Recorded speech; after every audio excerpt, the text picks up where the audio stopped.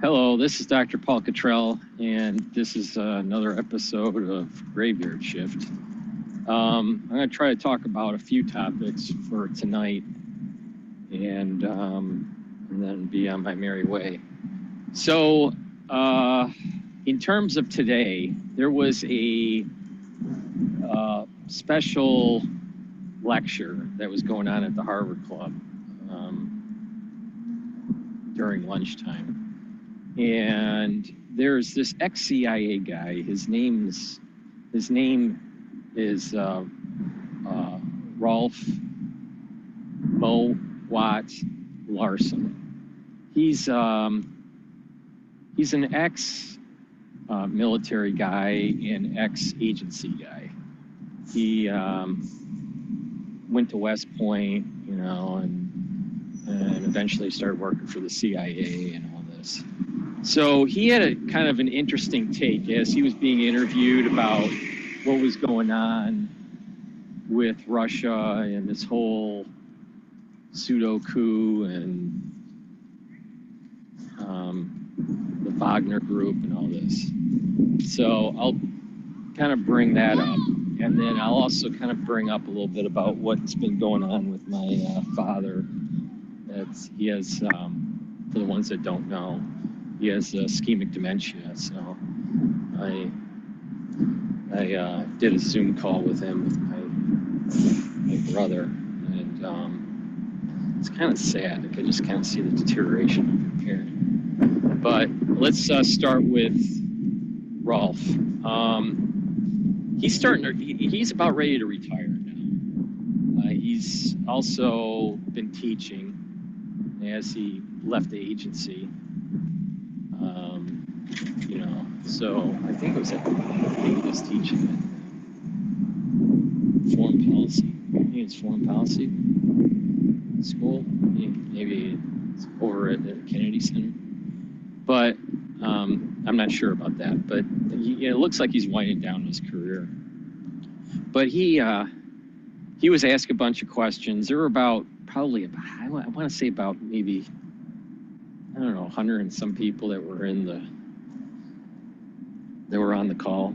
But you know, he had some interesting perspectives. So let's talk about that. You know, what did Rolf say about, you know, being an ex-CIA guy, what his perspectives were on Putin and Gozin.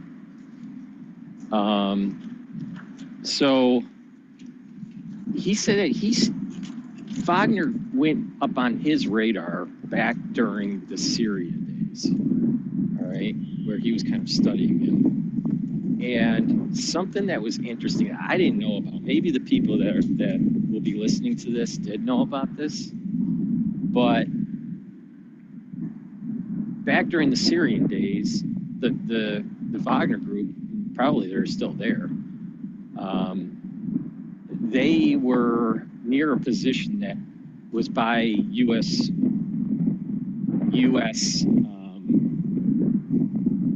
Special Forces. So our Special Forces actually has attacked Wagner in Syria. I didn't know that. I mean, I thought that was kind of like an interesting little tidbit. And our Defense Department actually stated to Putin that this was not an attack against his regime. It was to just protect the position that his mercenaries, these Wagner guys, were advancing in. So, you know, our special forces had to hit Wagner in Syria. Now, what year this was, I don't know. This probably was like around 2015, 2016. I don't know. But I just thought that was interesting. He also said that in the United States, once we went into the Middle East, that there has been a lot of discussion with Obama, with Trump, and even with Biden on using Blackwater as kind of like a mercenary force where there's plausible deniability, very similar to what Russia's doing with Wagner. Wagner is not really part of the Russian military. It's kind of like Blackwater. But with Blackwater, it's usually it's ex-military special forces kind of guys, right? Wagner is, it could be ex-military, but a lot of them are just convicts that, ended up, trying to get a second chance, right? So they're a little bit more meaner. Wagner is kind of almost similar to like the Knights Templar. If you look at the early history of the Knights Templar, they were really criminals that they were given a second chance to fight, in the Crusades. So it's interesting to another data point that Ralph brings up, with his, perspective as being an ex-CIA guy and, his involvement in Europe, when he was CIA, on how Russia, Putin's Russia is leaning on these kind of Blackwater kind of mercenary setup, with Wagner. So what's happening is that there's an internal struggle within Russia. That internal struggle is between the Wagner command, right, and its forces, and the actual military brass, right, that are executing the war in Ukraine. All right, so there's kind of like this internal fighting, and then the other point here is Putin. Hopefully, there's not too much wind while I'm recording this. I apologize. It's a little windy today. But Putin is also concerned about his military brass that's executing the war, that they get too powerful and might overthrow him. So there's an internal struggle independent of what's going on with Wagner. Now, then we know that the military from, the main military in Russia was not sending materiel that was needed to Wagner. And this is why Prigozhin was so upset. So there's enough internal struggle that's going on that we don't really know if there was really a coup or kind of like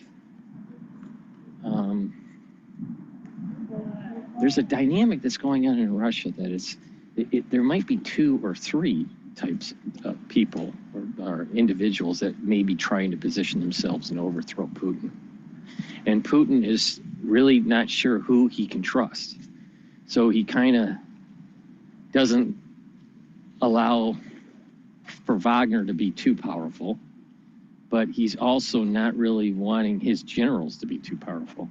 It's, even though he wants the war in Ukraine to kind of end for Russian victory, it seems as though he's more concerned about his own back because he doesn't know who to trust.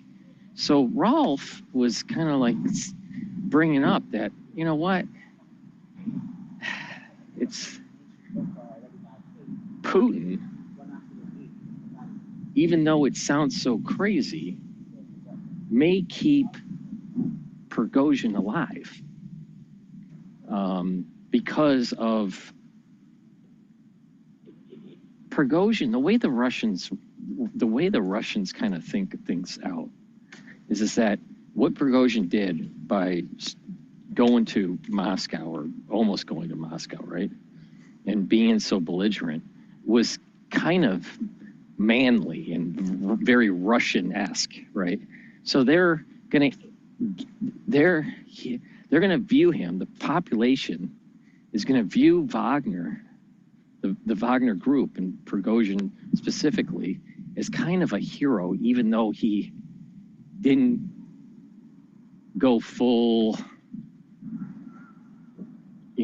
out with the raid into Moscow. All right, so he has a lot of capital within the population, kind of like this hero-esque kind of Russian manhood kind of thing that's going on. So it may backfire if Putin kills him. So Prigozhin is actually stronger now because of what he did. At least it, as political capital in the eyes of the Russian people. This is the assessment from the CIA, the ex-CIA guy, so Rolf. So then in the news today, and Rolf didn't bring this up, but there's a general. I don't know his Russian name, but he's called General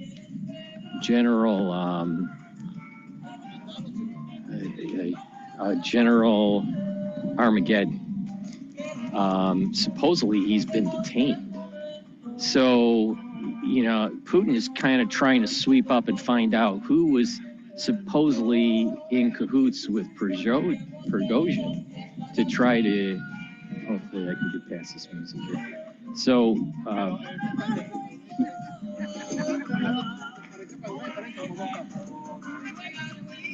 Prigozhin,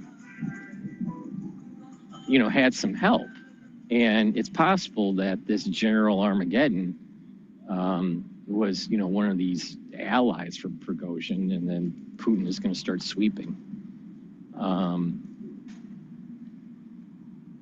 Now, even though Putin doesn't know who to trust, either Prigozhin, his generals, or other people, he does hold a grudge, and that Prigozhin's life probably is on the chopping block, but not quite yet, because I think Putin is being methodical and trying to figure out where are the moles, using this incident to figure out who can he trust and who can he not trust. It does seem as though the generals are incompetent and not willing to execute the war. Now, this is another point that Ralph brings up that I think is actually pretty good. And that is, when you go into war, you don't really have your general. Meaning the general you need for that war to be executed properly, usually, you have to fire many generals to find that right general to be able to get the job done. He used the analogy, it takes the situation to find the General Patton, or the General Grant for the American Civil War. So, usually when these wars happen, they aren't executed properly with the original generals, and they usually get fired, and new generals come on board, and then try to get the job done if they win the war, right? So Putin still hasn't found his footing on that, and it doesn't seem as though he's willing to fire his generals. So it just seems, and the bigger question is why? Why is that he's not willing to fire his generals, similar to what Lincoln did during the Civil War, right? He fired lots of generals that weren't, doing what he wanted them to do. And eventually, found generals that were willing to take the Civil War to the extreme to get it to end. So Putin feels Putin seems as though he's running scared because he doesn't know who he can trust. And we may actually see that in this year, the actual fall of his regime. Or his health. I don't think his health is very good, so you might see the decline of his health. But Prigozhin,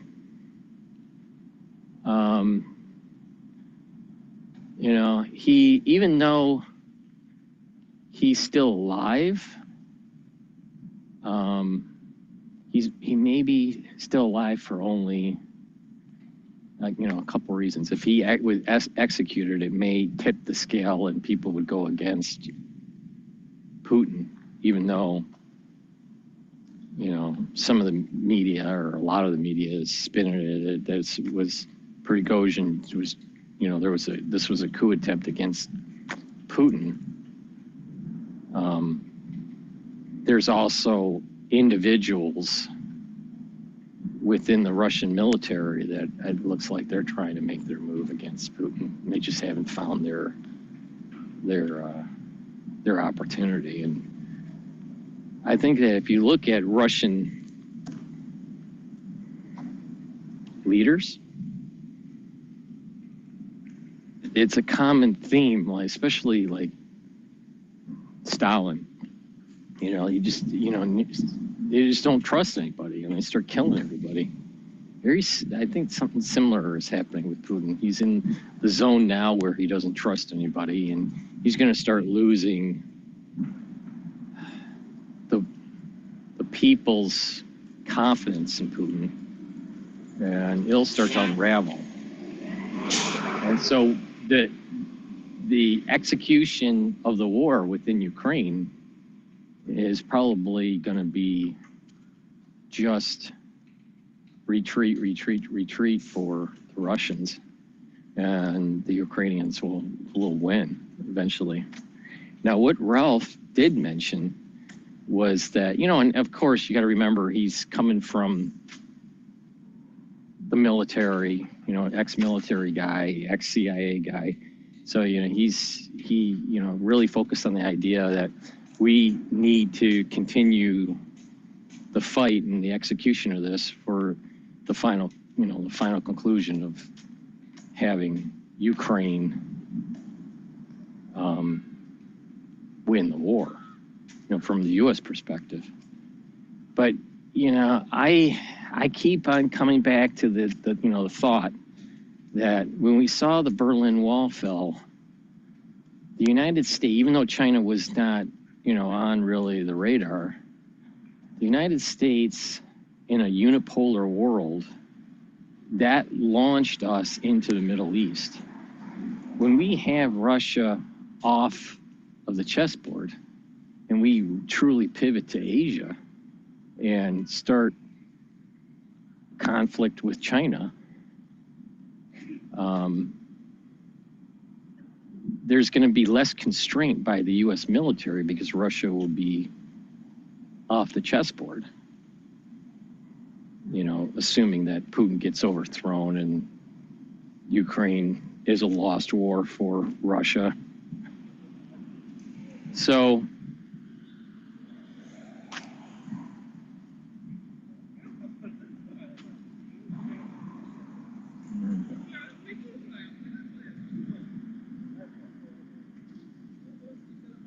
sorry about that. So, so Ralph, this ex-CIA guy, he was just basically saying, the agencies definitely want, to continue this war and get Russia to lose. They're concerned about this instability that's taking place. Who are the moles within the Russian military that Putin can't trust? And that's there, he's starting to try to find them.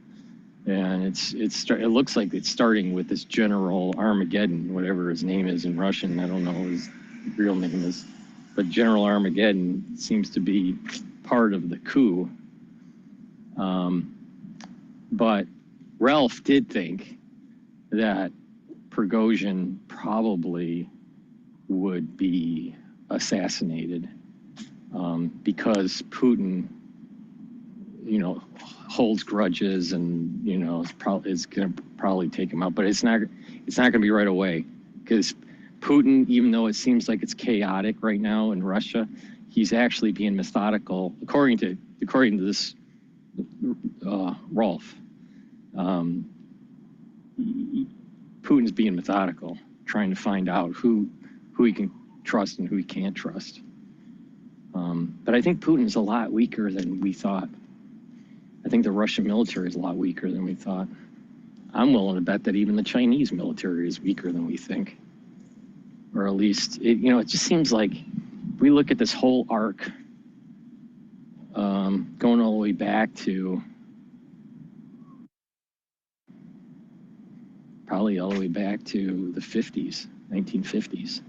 Seems to have been a miscalculation by our intelligence agencies and how powerful our enemies are or were. And, the reality is they're probably a lot weaker. Because if you say that they're weak, then you don't need as much arms development and military procurement. So, to keep that money flowing, you always pump up your adversary. So that's, another component to this. But I thought it was interesting that Ralph, basically, said that Russia is moving into this era of mercenary conflict, and that the United States was trying, the military brass actually, was trying to move in that kind of direction during the Obama administration, the Biden administration, even Trump administration. But each of those presidents decided to have limited conflict using Blackwater. Now, what Ralph's saying is basically it was, you have to limit their use because it can get out of hand in terms of, atrocities. There may be a miscalculation on the battlefield when you're using these mercenaries like Blackwater, and it may cause a political or international problem. But I think it's kind of scary when you have the military, even when we're talking about the Pentagon or even the Russian version of it, leaning on these mercenary groups like Wagner or Blackwater.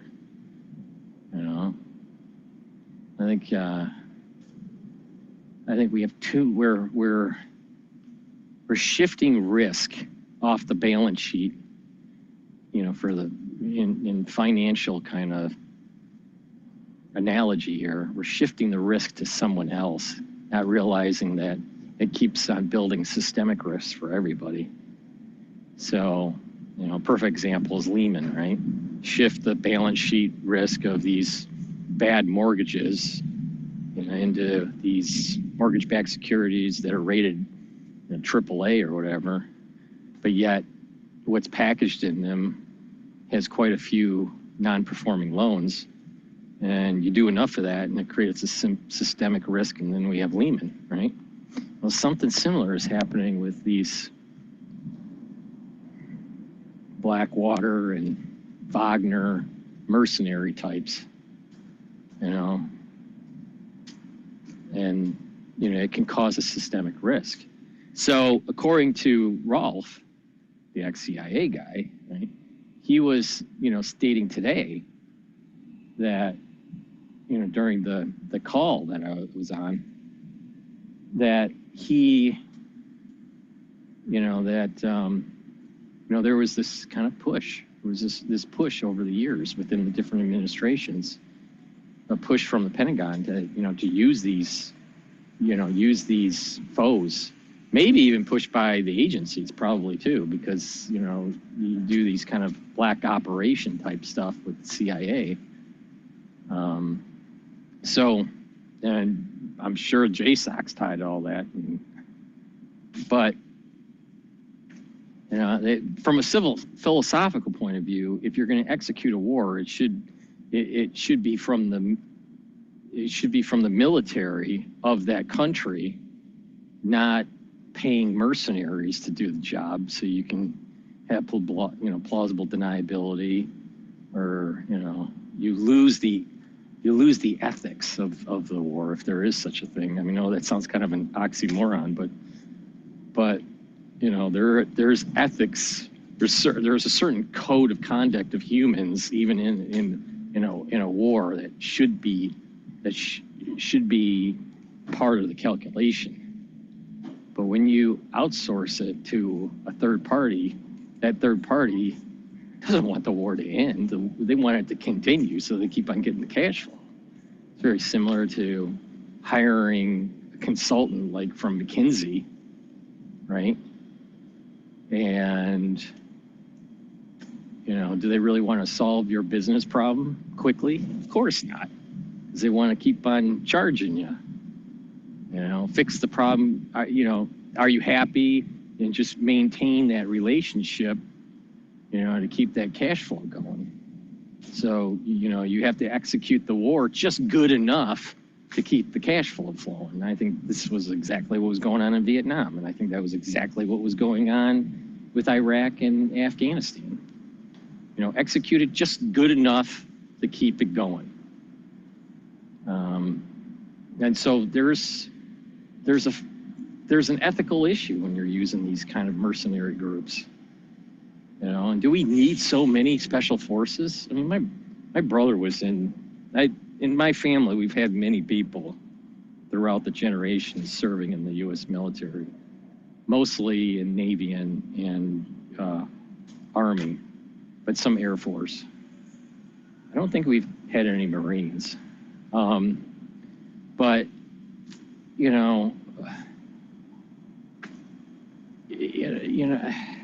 do you really need so many of these, super troopers? And after they have done their tours or, retire, what are they really going to do? Open up a gym like Jocko did? I think we're putting too much emphasis on this special forces commando kind of thing. It's like a Sony PlayStation now. But so that's the take that Rolf had with Prigozhin, that he's going to be around for a little bit. Putin's probably going to take him out, but not until after he roots out all the potential generals that were tied to this pseudo coup. But there's this dynamic. Putin may still need Prigozhin because because of what he did, was very Russian. He was stating that he didn't get his material that he needed on the battlefield because of incompetence from the generals, and that he was going to execute judgment because of that. That's very Russian. And so that machoism, it gives him some street cred. So taking out Prigozhin, there's going to be a negative backlash on Putin, even though he potentially cannot trust him. Can he trust Prigozhin more, though, than some of his other generals? And I think that question, the answer is probably yes. So, so that's, that's that. It was interesting. It was an hour conversation with Ralph on Zoom. And, there were about 100 and some people that were on there. And he gave his take as being an ex-CIA guy, what he thought.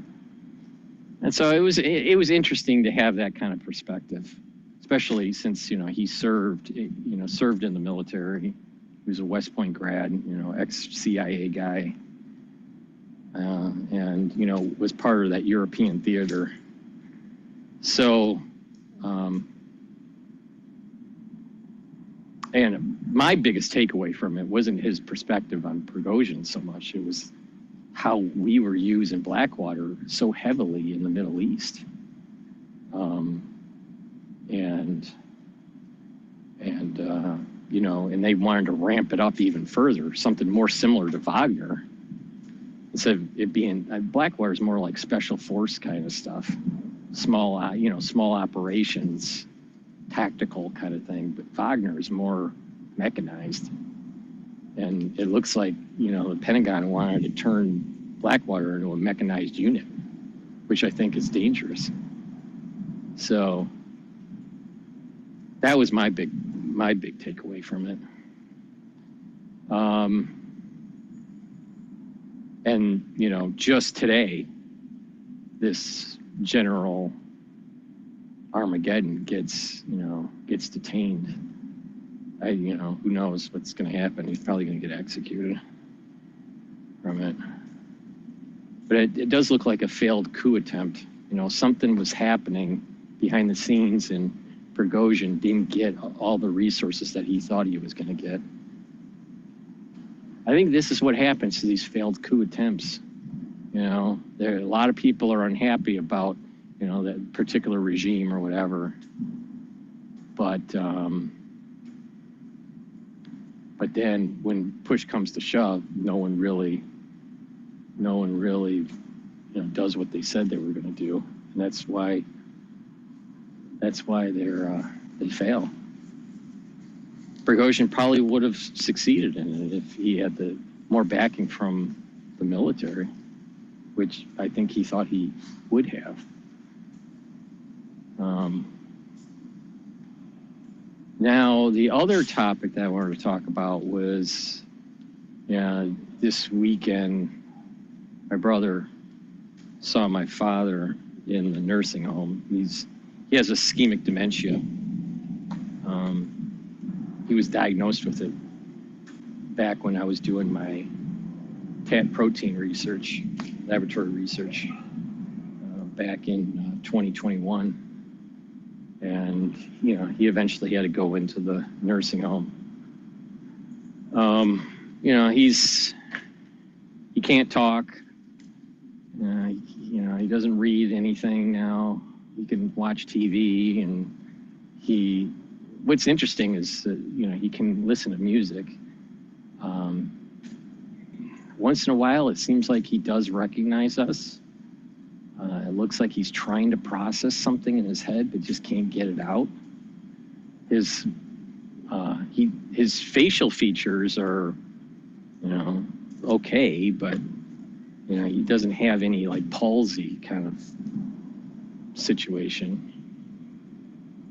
At first, we thought he had a stroke. He was starting to have decline probably around 2018, I think is when it really started. We thought because of his age that was probably the beginnings of Alzheimer's, but what it ended up being was ischemic dementia, which is much more rapid than Alzheimer's. But because of COVID and everything, he stayed indoors and he didn't move around, and because of that, it probably accelerated the problem. He probably should have seen a doctor before, it progressed as far as it did. But my brother went and saw him, and we did a Zoom call, And I saw my father. I'm kind of depressed about it though, because you know he's 80 now, or turning 80, and he's turning 80, I think, he's turning 80 this year. And then, you know, it's just depressing to see, you know, that the father that you remember isn't really there anymore. And, but what was interesting is that when my brother started playing the music, my father used to really be a connoisseur for classical music, especially Mozart. But he, you know, listened to he was into Copland too. So the Copland's work is a little bit louder, while Mozart's is, you know, is kind of a softer in comparison. So because of his hearing or because of his cognition, his cognitive functions, it seems as though he's more responding to Copland than to Mozart, which surprised me actually, because you know he was such an avid Mozart fan. But when he was asked if he liked the music, he did shake his head yes.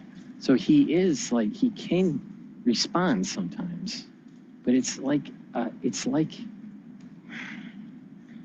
child before they learn to talk. You know, so my father is kind of mean reverting back to childhood, you know. And of course, you know, the nurses have to take care of him and, you know, at the nursing home. But there's so many different avenues of conversation on this. You know, a lot of people don't realize and how precious life is. You know, the difference between where I'm at right now and where my father is in terms of age is only 30 years. Right? And, you know, 30 years is like a flash, you know, it goes by so quick. But yet, you know, it's distant too. So not only seeing my father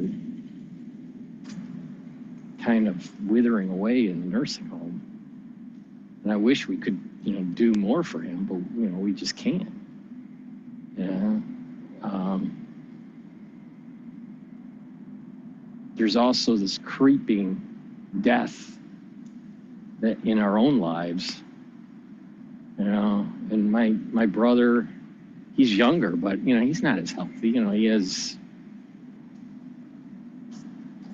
heart disease and diabetes and needs to watch his weight and all this. And, you know, he looks like he's accelerated in his age. And I was watching my father and my brother, and I'm like, you know, sometimes I could see my father in my brother. You know, and I don't, you know, and I just, so the time that my brother has to reaching where my father is probably less, even though he's younger than me. You know, his biological age is far more advanced versus his chronological age. So, you know, seeing that dynamic also is the, you know, this time ticking situation for my brother is, you know, and he has, you know, family and everything, and he, you know, how do they survive through something like that if something major happened to my brother? Which, I mean, it has to, you know, my other brother who died from heart disease in 2010, which was his twin. So, you know, he already has the predisposition for heart disease. But yeah, it's so hard to kind of see. So when you're looking at that situation with your parents or with, you know, siblings or whatever, and we start talking about, you know, what's going on in Ukraine or Russia and Prigozhin and Wagner and the coup and Putin, it puts in perspective, like what's really important, and we've wasted a lot of our lives, I know this sounds kind of philosophical, but we have wasted, most people have wasted their life. They spent it watching MSNBC News or, CNN, or playing around on Twitter too much, or,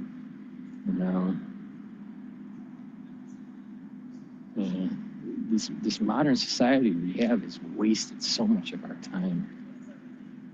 And I think the research is also showing that it's made us dumber. Made us, even though it supposedly made us more connected, we're probably less connected socially. I have so much time. And again, the only difference between myself and my father in terms of age is you're talking a 30-year difference. How much TV watching is that? How much social media browsing is that? How much of wasted time of our lives does the average person do in 30 years? It's it's a lot. And it's going to be sleeping. You sleep 1/3 of it, right? So around 10 years of it is sleeping. Maybe a little less, maybe a little more, depending on the person. You only have 20 years left, right? And then in a normal 30-year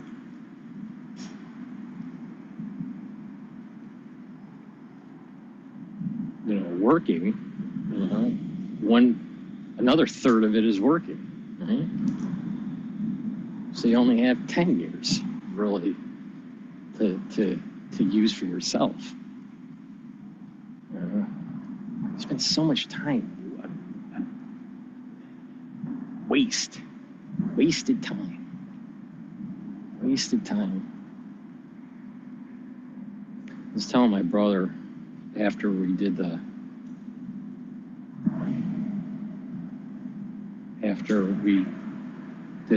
Zoom call, because my brother was with my father, and then he called me on not Zoom, FaceTime.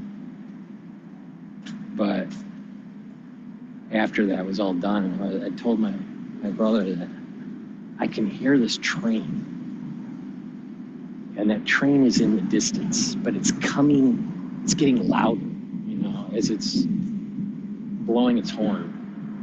And when it comes to that intersection, you hear that horn blaring, really loud. That's when death happens. And then in the distance, as it's passing by the intersection, it gets softer and softer and softer. And that's really life. Life is this freight train, and it's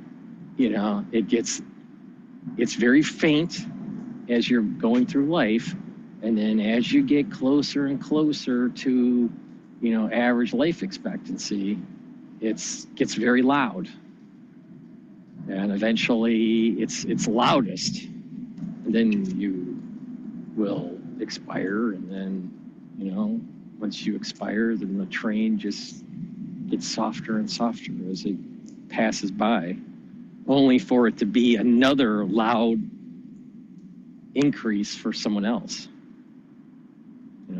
Their arc. So it's like I sense like there's a freight train. It's getting louder. It's not too loud, but it's getting louder over time. And I sense mortality. Definitely sense mortality. And a little bit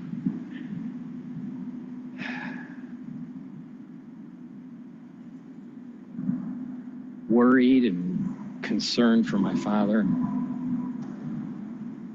There's nothing that we can do about it. I mean, he's being cared for. But it's not easy to see. It's not easy to see a parent or a sibling or a family member go through this, you know, this end stage of their life. You know? And every time I see him, my father, every time I see him, it's just like it kind of chips away at what I remember him to be. You know? Like when my brother died in 2010, you know, because he died at 36, it's very fresh in my mind, like what he looks like, and he kind of is forever young. You know, even though 36 is not too young, but I mean, it's for dying, it's too young. But I mean, the point I'm making is that he's permanently fixed in terms of what he looks. But as you know, you're seeing your parent get older and start to worsen in terms of health, you know, those memories that stick in your mind and are fresher than what you remember them to be. You know, and that's another dynamic that's hard to kind of like, you know, obviously you have to visit your parents and you have to see them and, you know, be engaged when they're, you know, engage your parents when they're in, you know, the nursing home and stuff. But it's not easy, especially when they're non-responsive, because you don't really have anything to say. There's, you know, how many times can you say, how you doing? You know, you can't have a real conversation. It's not easy. It's very hard emotionally, and it's, you know, there's many different dynamics to it.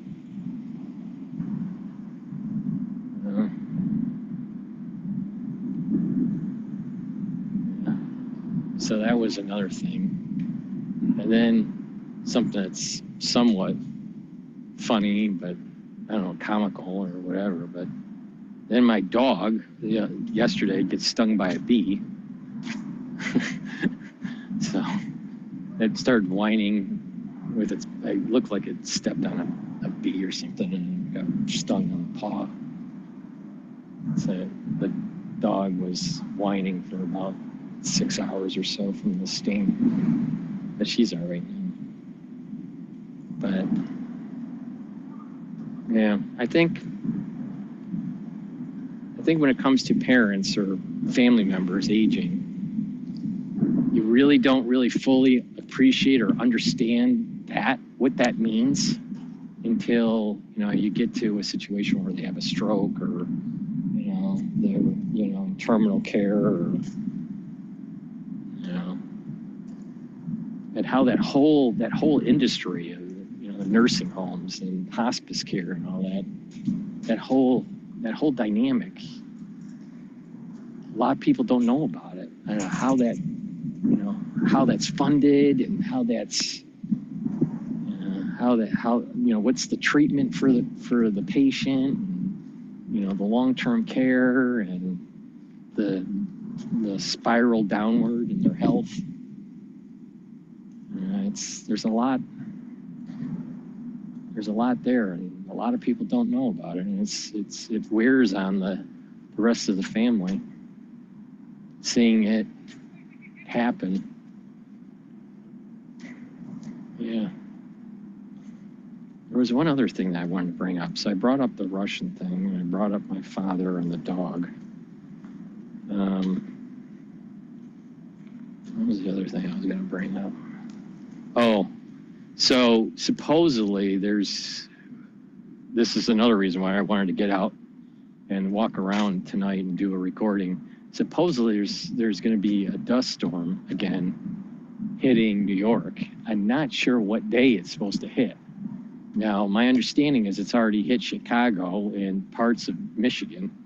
So, you know, I'm not sure if it's the blowover effect or if it's coming north. It's pushing north. from Quebec into New York. So I'm not sure if we're going to see this tomorrow or not. Right now, I don't smell any of the wildfire. I don't see right now any dust in the air like it was, you know, a couple weeks back, how bad that was. I mean, it was really bad on that peak day. So right now it's a nice breeze, and we don't have any real problems with pollution at this moment, but that might be, you know, in a couple more days, maybe even tomorrow, who knows? But, you know, in a couple days, it might get bad enough where I just stay indoors. Because once it hits to about, you start smelling it, you start tasting it,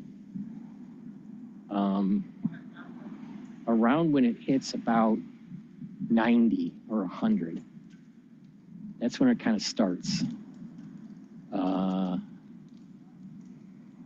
And then whatever units they use. But then once it gets to like 120 or 240, that's really bad. So, but right now it's fine. It's nice and peaceful. But, so we'll see. I'll do a report about that, of what my observations are.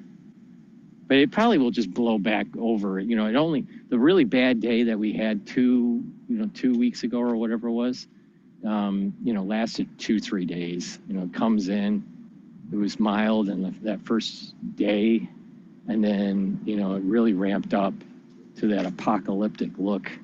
It looks like Blade Runner kind of look.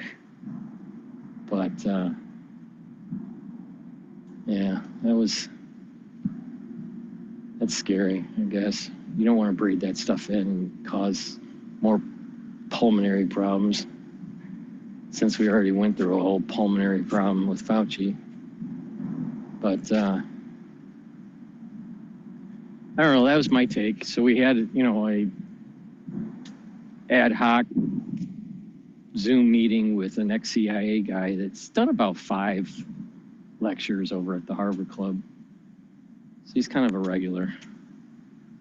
I believe he said that he taught, you know, he was adjunct professor at, I think it was the Kennedy School. But yeah, you know, it was interesting. It was interesting to see as I kind of took time off from my studies to listen to what he had to say about the Wagner. And he doesn't even say Wagner. He uses Wagner. He pronounces it Wagner, which is really the English way to say it. Wagner. It's the German way. But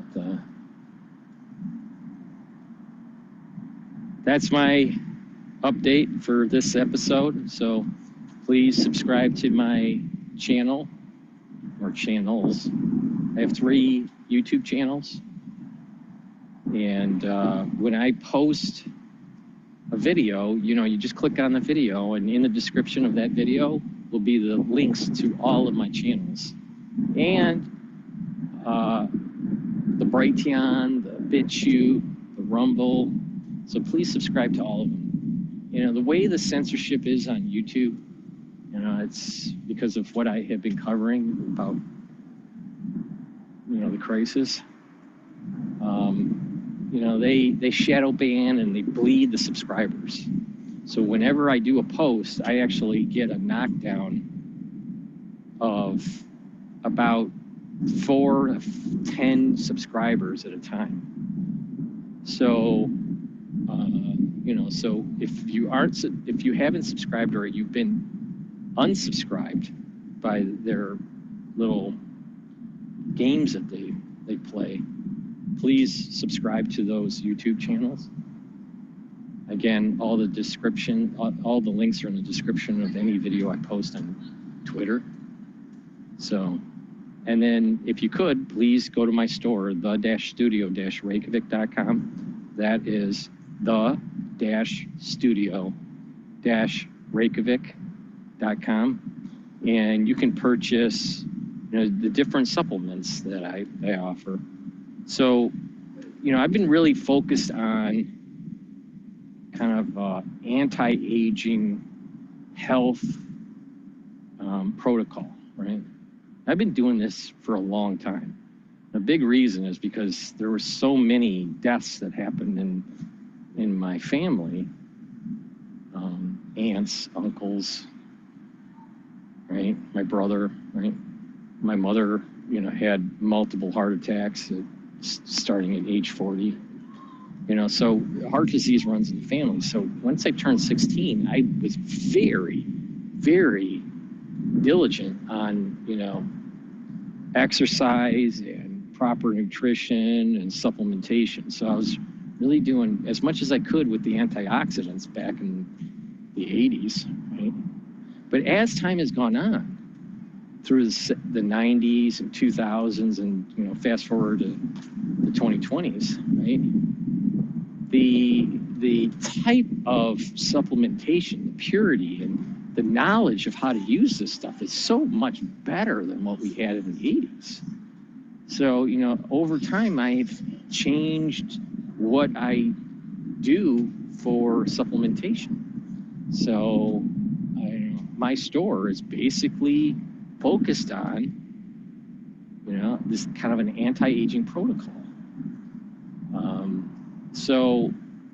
And the whole idea is that if you follow this, you're adding to the probability that you're going to have more years and healthier years.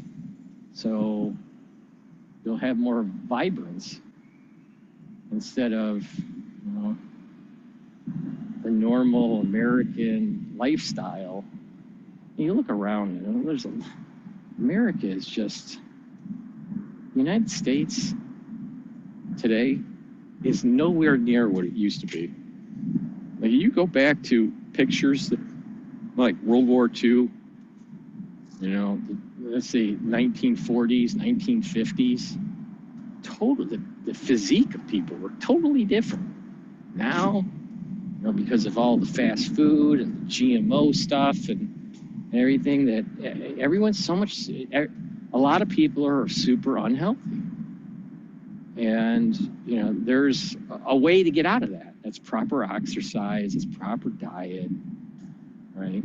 Listen to, podcasts or, conversations like this, and take a walk, and, get the body moving. That's a big part. Slow down some of the aging problems that people have, or just move, just walk. If the average person walked like 6 miles a day, there would be huge benefits to your health. You add in proper diet, right? And then, that adds to another set of benefits. And then you add in supplementation. And so what should someone do if they don't know what to do? And the whole protocol idea that I have is this: you neutralize pathogens, because if you don't get sick because of a pathogen, then your body isn't using up its energy to fight it. And usually when people are sick, it begets other sicknesses, other coughs and colds and stuff, right? So when you get a cold, for example, just the average day cold, right? If you get a cold, you're fighting it for a week. And then your body, you may feel a little bit better that second week. You don't really fully get to baseline until that third or fourth week. So your body's healing. But if you have these kinds of situations happening to you, 4 times a year, right? 4 times 4 is 16 weeks. 16 weeks out of the year, you're either sick or recovering from sickness. So if you can reduce this type of inflammation on a regular basis, your body will actually heal. So the whole point here is that if you neutralize pathogens, you reduce the oxidative stress on the cell, and you bring down that inflammatory response and control your blood glucose levels, you're going to go very far in, with anti-aging. So the nanosilvers, they're great for neutralizing pathogens. So, that means, liquids, taking a teaspoon of, nano liquid, nanosilver liquid every day. You just kind of gargle it in your throat and, swish it in your mouth for about 60 seconds and then just swallow it. And you're, that's a great way to kind of reduce the chances of having these kind of chronic kind of pathogens getting in. It's, most pathogens, not all, but most pathogens are coming from, upper respiratory path, right?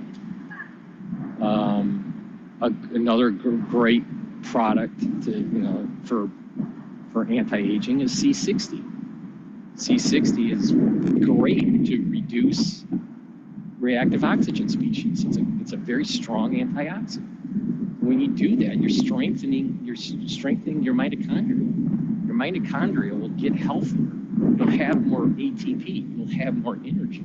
When you have more energy, your synapses in your brain starts to fire faster. When you have more synapses firing, you'll end up having more dendritic connections. So you won't have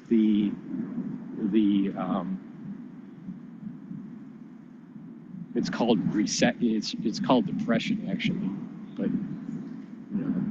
the receding of the dendrites is a depressive situation because it's not communicating with adjacent cells.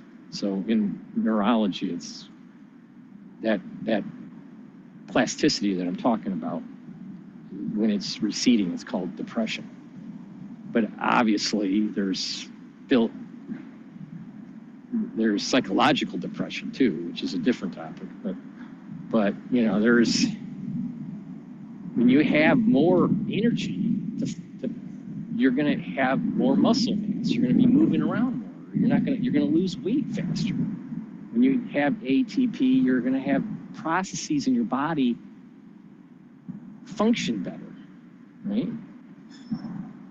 One of the biggest things that happens when you get older is your ATP goes down because you don't have proper mitochondrial health, and it spirals down. There's a buildup of oxidative stress. So you take the C60 to neutralize that oxidative stress, and you end up improving your mitochondrial health. Then, okay, so that's the strong antioxidant. What's some of the other things for the anti-aging protocol? Just to start with, resveratrol gets rid of senescent cells. It's also an antioxidant, but it's not as strong of an antioxidant as C60, but it's synergistic with C60. So, taking resveratrol to get rid of the senescent cells, because when your cells start to divide, they'll get to a point where they can't divide anymore, and they kind of just stop. They just stay there, and there's a buildup. These cells over time in your tissue will start to build up, and that's the average age of the tissue is predicated on how long are your telomeres. Well, if you have short telomeres in most of your cells, that tissue is very old. But if you get rid of some of the senescent cells and the adult stem cells in that tissue start to proliferate, then the average length of the telomeres are actually longer. So the tissue actually is younger. So, that's an important feature to take a look at. And then control blood glucose levels with ashwagandha. Everyone knows that if you're hyperglycemic, that puts a lot of stress on the vascular system, right? And that's that inflammatory response leads to other problems like cardiovascular disease. So you want to control that with the ashwagandha. controls your blood glucose levels. And then you bring down that inflammation in your body so your body can heal. You bring down that inflammation with the turmeric supplements. So those things I just mentioned, the turmeric, the ashwagandha, the C60, the resveratrol, the nanosilver, that right there, the nanosilver liquid, that right there is a very strong package to start an anti-aging protocol for you. And you would see benefits in a very short amount of time, and you would see compounded benefits if you repeat it over, over many months or many years. There's a compound effect as your body's healing when you're not chronically sick. And then you can, get a little bit more advanced, like taking clarity factor for more mental clarity and get those neurons firing more. So it keeps the brain active, and getting proper night sleep with the good night formula, with the melatonin and the tryptophan. And, the probiotics are really important in terms of getting your gut biome to be in its proper homeostasis, because that's a lot of the metabolism is happening with that. There's a communication between your gut and your brain, and your gut and your liver. But if it's not working properly and you're not absorbing properly, then you start to have problems. So, as we get older, our pancreas doesn't secrete enzymes like it used to. So you need like the amylases and the lipases, the proteases. Those things are important to break down, carbohydrates, proteins, and lipids, right? So if your pancreas isn't working right and you don't have, a really good gut biome, you're not gonna be able to digest properly. And so that's gonna kind of hold you back. So there's a digestive enzyme supplement that I have that kind of helps with getting you back to, that proper breakdown of carbohydrates, lipids, and proteins. So, you can kind of look at this holistically, but there's not one thing that's like the one thing that's going to reverse aging, right? It's a holistic approach, and then you get a little bit more advanced. You take NMN, which I don't sell, but, NMN is a very good supplement to improve sirtuins that also helps with the mitochondria. So it's synergistic with C60 and resveratrol. And then K2, MK7, which I don't sell, that is great for reducing cardiovascular disease. And that is synergistic with the D3 and the ashwagandha, because that's reducing that inflammatory response and building up those foams, reducing the foam cells that end up being plaques. So foam cells are created, the plaques are created by oxidized LDL, getting eaten up by macrophages. So if you're reducing that situation in your blood vessels, then you're reducing your chances of getting plaques. So, just if you just listen to me, a lot of things, you follow the protocol, you'd be amazed and how much benefit this has to your existence, really. But a lot of people don't pay attention. This is something that I've learned in learning medicine, as I progress in my medical studies and career. There's a lot of people out there that know what they need to do, but they don't want to do it. It's the comfort food. fast is easy. You know, taking a 6-mile walk every day is not so conducive to their lifestyle, so they would prefer to stuff themselves with a Big Mac and fries and, you know, a Big Gulp from 7-Eleven. But the reality is that a lot of the diseases that we're starting to see at a younger age, cardiovascular diseases, the diabetes, even, you know, pulmonary function, they would all improve if people just started taking a little bit more care of their diet, improve their exercise, and, you know, do the proper supplementation. So, you know, go to my store, the-studio-reykjavik.com, and take a look at the products that I offer. Use the discount, use the discount code. That code is all caps, and it's discount 5. So all caps, discount 5, and it'll be $5 off, and that will help with the shipping. So, you know, a lot of people like go, you know, why is the shipping so expensive? I do a flat rate depending on the size. There's like 3 different sizes that I do for flat rate, and in terms of, you know, how fast you need it. But I exclusively use FedEx. The reason being is that they kind of guarantee the delivery very quickly. So usually when you purchase something, you get it within 2 days, 2 to 3 days. So, and it's, you know, it's just, FedEx is just so much better to work with compared to UPS or even USPS, because, you know, they either lose the package or, you know, they're late or whatever. But the quality of the shipping is so much better with FedEx. So I exclusively use FedEx. But use the discount code 5, and that will, you know, that will reduce the shipping cost by $5. So thank you for listening. I